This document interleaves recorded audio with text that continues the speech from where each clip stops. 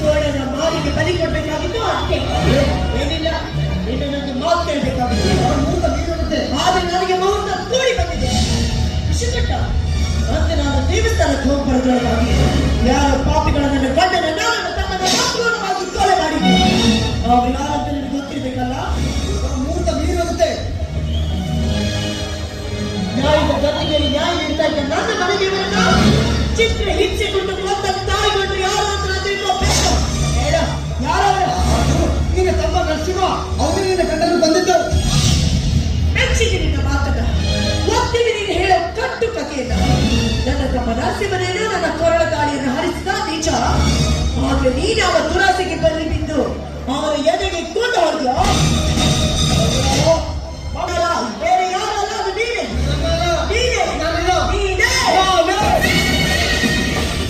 ನಿನ್ನ ಗಂಡನನ್ನ ನಿನ್ನ ತಮ್ಮನನ್ನು ಕೊಂದಿದ್ದು ನಾನೇ. ನಿನ್ನ ಪ್ರೀತಿಗಾಗಿ ನಿನ್ನ ಪ್ರೀತಿಯ ಮಾಡಿ ನಿನ್ನ ಮದುವೆ ಆಗೋದು ಬಹಳ ಆಸೆ ಇತ್ತು. ಆದ್ರೆ ನಿನ್ನ ಗಂಡ ನನ್ನ ಜೈಲು ಕಳಿಸಿ ನಿನ್ನ ಮದುವೆ ಖುಷಿಯಾಗಿದ್ದ. ಅದಕ್ಕೆ ಅವರಿಬ್ಬರು ನಾನೇ ಕೊಂದಿದ್ದು. ಮೊದಲಿದ್ರೆ ನಿನ್ನ ಮೇಲೆ ನನಗೆ ಅನುಮಾನವಿತ್ತು. ಆದರೆ ನನ್ನ ಹತ್ರ ಯಾವುದೇ ಸಾಕ್ಷಿಗಳಿರಲಿಲ್ಲ. ಅದಕ್ಕೆ ಸತ್ಯ ಸಂಗತಿ ನಿನ್ನ ಬಾಯಿಗೆ ಊರವರೆಗೆ ತರಬೇಕು ಅನ್ನೋ ಒಂದೇ ಒಂದು ಕಾರಣಕ್ಕಾಗಿ ನಿನ್ನ ಮೋಹದ ಮಾತಿಗೆ ಬರಲಾದವರಂತೆ ನಟಿಸಿದೆ. ನೀನಾಗಿ ನನಗೆ ಬರುವಂತೆ ಮಾಡಿ ಇನ್ನು ನನ್ನ ಮುಂದಿನ ಗುರಿ ಒಂದೇ.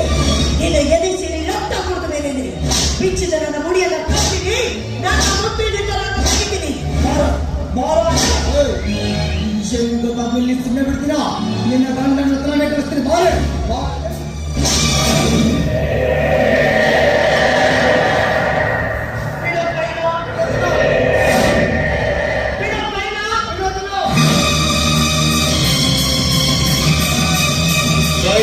ಬೋಳಿ ಮಗನೇ,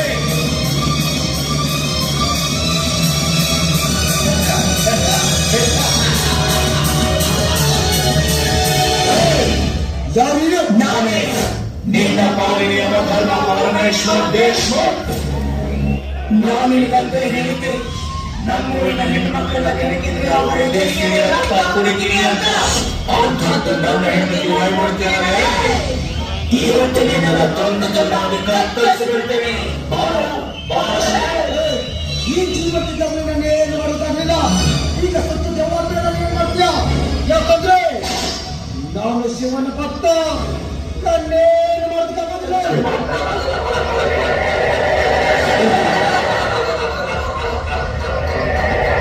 ಅದು ನಿನ್ನ ಹುಚ್ಚು ಭ್ರಮೆ.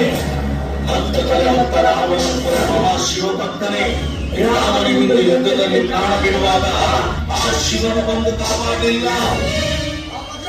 ನನ್ನೂ ಕೊಡ್ತೀಯ? ನಿನ್ನ ಕಣ್ಣಿನಲ್ಲಿ ನೀನು ಹಿಡಿದು ಬಿಡ್ತೀರಿ. ಆತೇನು ಮಾಡ್ಬೇಕು?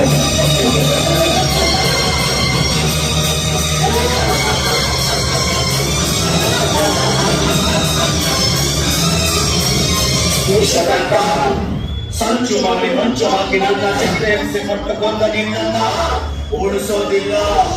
ಪ್ರಶಾಂತವಾಗಿದ್ದ ಸಾಗರದಲ್ಲಿ ಸುನಾಮಿ ಎದುರೇ ಅದನ್ನ ತಡೆಯಲು ಯಾರಿಂದ ಸಾಧ್ಯವಿಲ್ಲ.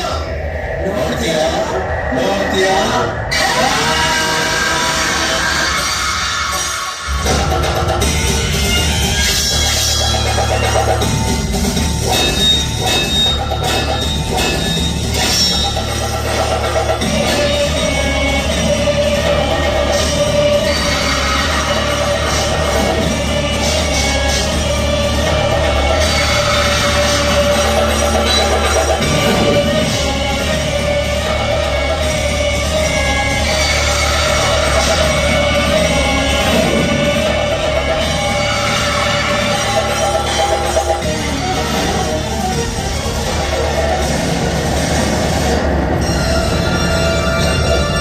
ಸಮಾಧಾನ ಮಾಡು.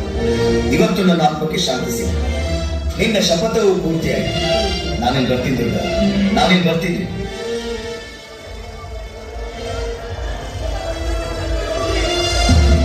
ಬೆಳೆದಿದ್ದ ನಿನ್ನ ಮಡಿಲಲ್ಲಿ ನಮ್ಮ ವಂಶದ ಕುಡಿ ಬೆಳೀತಾ ಇದೆ. ಅವನ ಲಾಲನೆ ಪಾಲನೆ ಜವಾಬ್ದಾರಿ ನಿನ್ನ ಮೇಲಿದೆ. ನಾವಿಲ್ಲ ಅನ್ನೋ ಕೊರಗವನು ಯಾವತ್ತೂ ಬರಬಾರದು.